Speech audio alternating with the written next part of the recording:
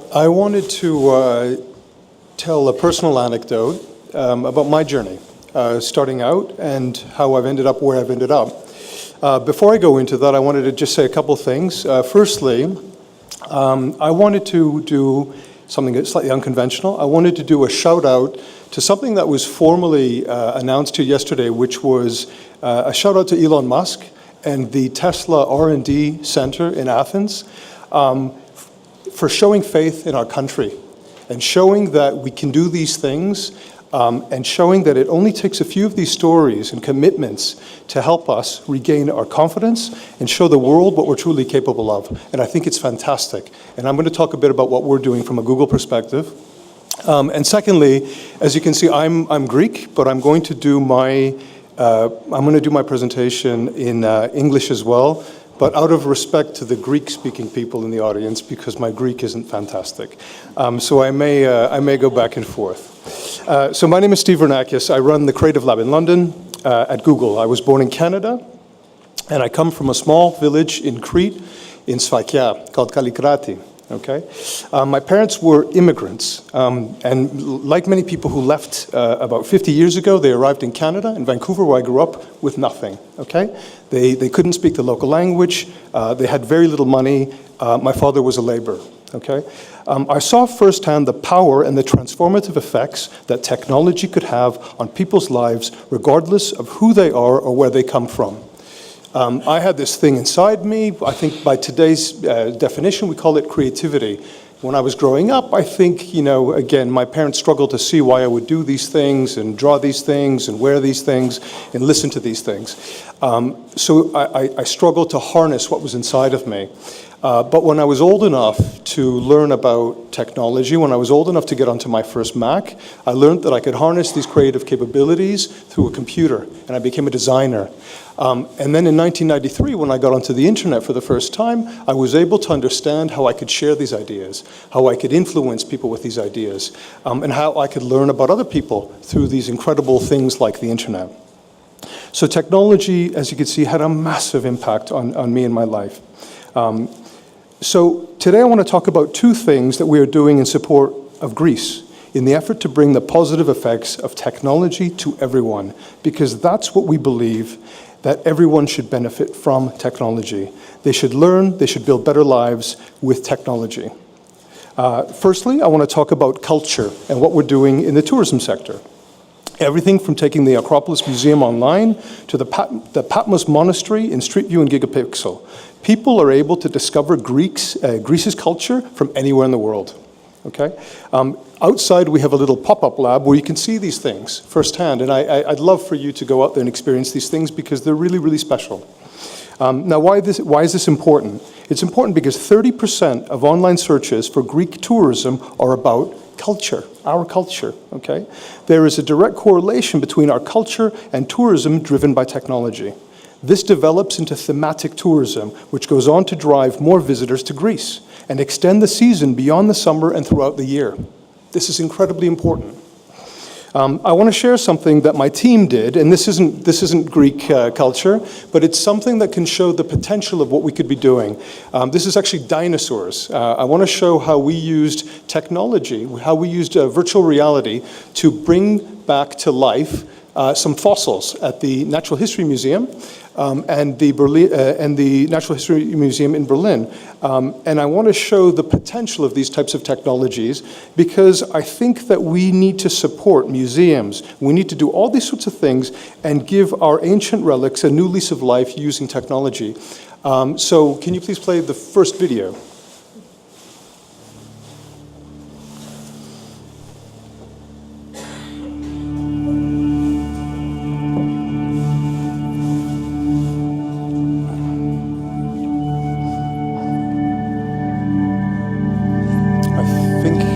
It's missing the audio.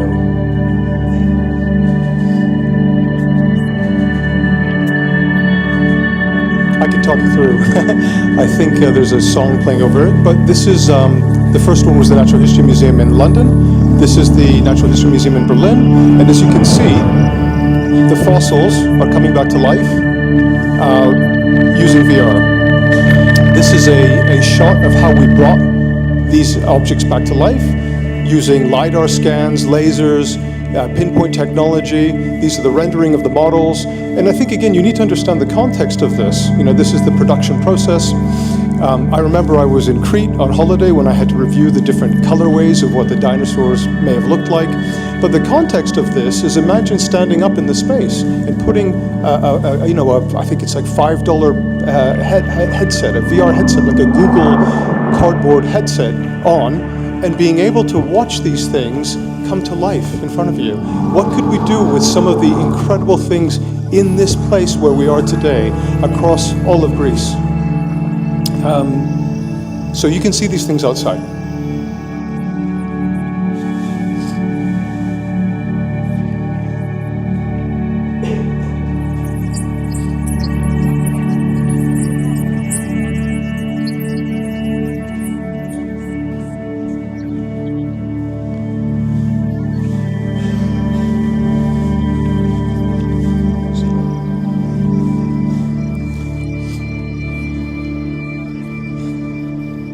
So you can imagine in VR, the thing actually falls over you. You have to duck to miss the tail. It's incredibly engaging. But again, I guess from my perspective, I don't feel that museums and these places should be the resting places of these objects. They're the places that you can give a new lease of life to through technology and bring them back to life, as we did with these dinosaurs. The second thing I want to talk about is exactly the question that you were talking about in terms of skills and training. So we know that developers are at the forefront of technological change and innovation, and in Greece we have no shortage of talented STEM graduates. But ensuring they have access to learn about the latest tools and technology is vital. Last year we partnered with Bertelsmann and Udacity to provide 3,000 scholarships to Greek developers to become Android and mobile web developers, okay? And I think that's fantastic, and we have different initiatives across all of Greece. We're supporting developers, we're supporting the startup ecosystem, and I think it's fantastic. But I want to talk to you about something else, and this is something that you touched on, and I think it's incredibly important. What I want to talk about is the different programs where we are offering digital skills and training to our tourism sector, which is one of our largest industries. And I want to talk about a person in particular, and I'm going to show another film, and hopefully the audio will work this time, because it'll be a very difficult one to talk through in Greek. But I want to talk about someone else who is a grandmother, who through one of our programs was able to rebuild her life, okay? And this should resonate with a lot of people, because what she's going to talk about in terms of the effects that the recession has had on her and her family, I get emotional just talking about it, and you'll see it in a minute. Her entire family was left without work and with no future prospects. She went on to convert some old buildings in her husband's village into a hotel that she promoted to the world through the digital skills program that we offer through Grow with Google. She was able to learn how to create a virtual tour for her business and upload it online for everyone to see. Our local initiative helps Greek businesses with free training courses, tools, and in-person coaching to strengthen their online presence and grow. This is incredibly important, because I think, again, there are the young people that we need to support, exactly what you were saying, with space, with mentorship, with funding, but we mustn't forget what a lot of this country was built on, and the people that cannot be left behind, people like Dina, who you'll hear from in a second. People like Dina, with the right support, training, and tools, can go on to become everyday entrepreneurs. They are the ones that will go on to rebuild this great country. Normal people creating a better future for themselves with technology. So to date, 86,000 people like Dina all over Greece have been trained through our programs. And I get, this is really important to me, because I think we're often asked about what we're doing and where we're investing and these sorts of things, and I feel obligated to tell everybody what we're doing. 67% of the trained businesses told us that they saw direct impact in their business following our training, and that's why we will continue to invest and train people all over Greece. Can you please show the video?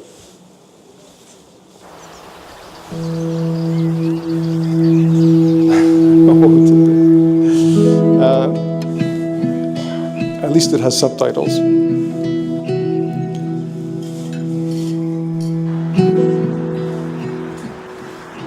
So, you know what? Should I try?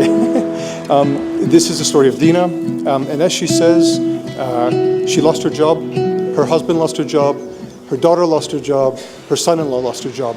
Everybody in the family, due to what is happening with the current economic situation.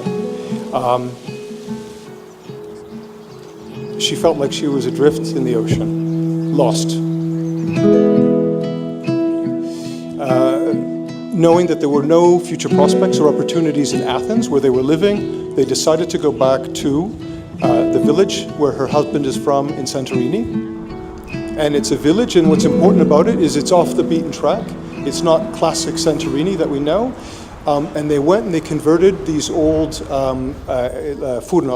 bakery, I guess, into these guest houses. And they did it because they had to support their entire family.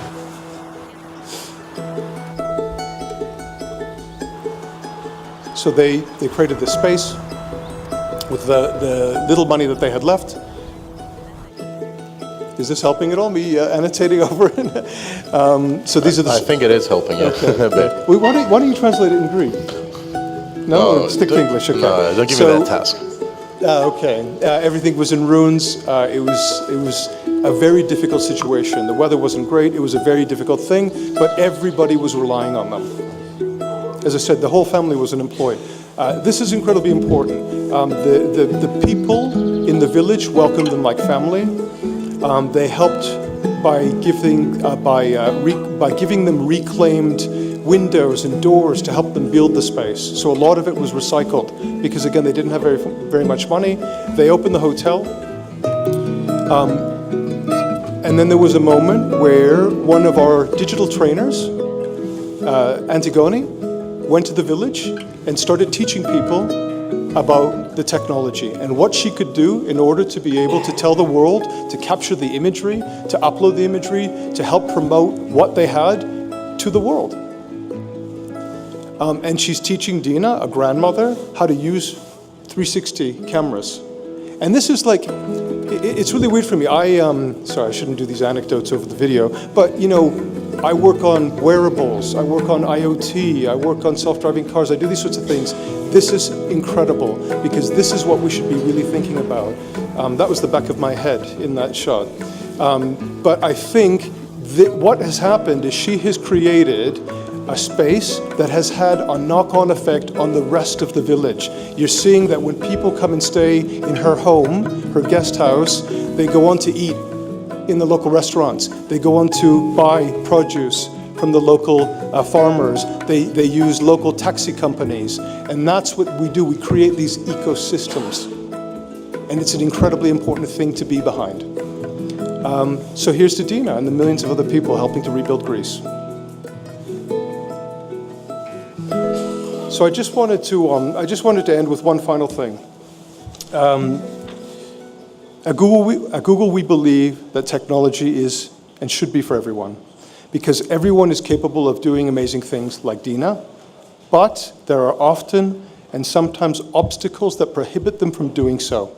And that is why we try to remove these obstacles through the technology and the training. And much like my journey, starting out in Canada, we can show how everyone can and should be included and be able to create a better future for themselves and their families. Thank you.